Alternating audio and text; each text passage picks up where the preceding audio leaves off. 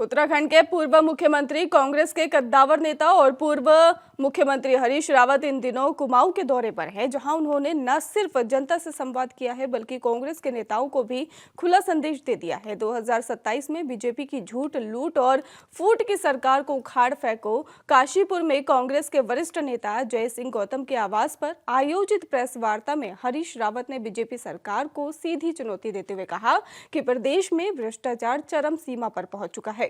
महंगाई और बेरोजगारी से जनता त्रस्त है और अब बदलाव का समय आ गया है। इसके साथ ही हरीश रावत ने कई और बयान दिए। 4 महीने के अंदर आपने मुझे पूरे उत्तराखंड नापते हुए देखा होगा और जगह जगह मैं कांग्रेस के लोगों का आह्वान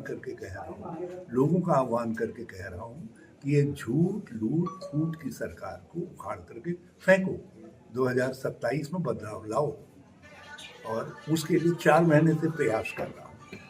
हम सब एक हैं, एकजुट हैं और इस सरकार की बेईमानी, बेहूदी और ये बिल्कुल जिस तरीके से जन विरोधी नीतियाँ हैं, महंगाई से आज लोग त्रस्त हैं, भ्रष्टाचार शिष्टाचार बन गया है, बेरोजगारी चरम पर है, महिला अत्याचार चरम पर है, दलितों पर अत्याचार चरम पर है, जबरदस्त असहिष्णुता आज हमारे सहिष्णु उदार राज्य की एक नई पहचान बन रही है। असहिष्णुता की अजीब एक अजब सा माहौल बनाया जा रहा है राज्य के अंदर।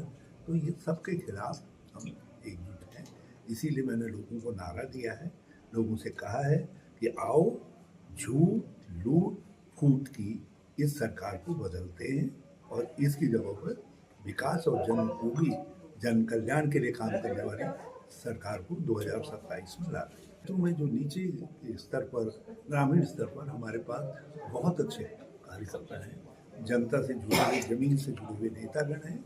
हम उनके भरोसे चुनाव लड़ेंगे और पार्टी जो एक समन्वय पैदा करेगी, उसमें विधानसभा स्तर पर भी समन्वय पैदा किया जाएगा, जिला स्तर पर भी समन्वय पैदा किया जाएगा और प्रदेश स्तर पर भी समन्वय पैदा किया जाएगा। और हमें पूरा विश्वास है कि हम जीतेंगे और इस बार जीतेंगे नहीं, इस बात के लिए लड़ेंगे कि ये बेईमानी नहीं करें। नगर निगमों के चुनाव में हमने देखा इन्होंने जनमत का अपहरण किया। मेरा अनुरोध है कि ये बार जो है लाठी लेकर के रहना है, ताकि किसी तरीके की गड़बड़ पोलिंग बूथ पर और पोलिंग बूथ के बाद गणना में और दूसरी चीज़ों में न हो।